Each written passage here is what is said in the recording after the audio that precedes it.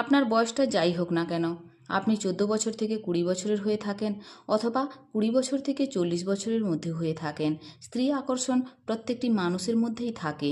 যদিও এটা একটি প্রাকৃতিক ঘটনা, কিন্তু তারপরেও এটা তখন অনেক ভয়ানক হয়ে ওঠে যখন আপনার এটা অভ্যেসে পরিণত হয়ে যায়।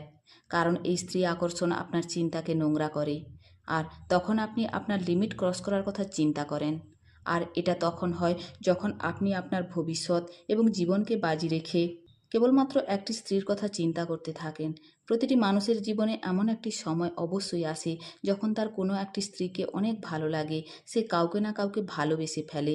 কিন্তু একটি মানুষের এটা বোঝা উচিত, ভালোবাসা জীবনের কেবলমাত্র একটি অংশ, এটা সম্পূর্ণ জীবন নয়। অর্থাৎ যে মানুষটাকে সে ভালোবাসে সেই মানুষটা তার সম্পূর্ণ জীবন নয়, বরং ভালোবাসা কেবলমাত্র একটি আকর্ষণ। কিন্তু যদি এই আকর্ষণটাকে ঠিক করে আপনি বুঝতে না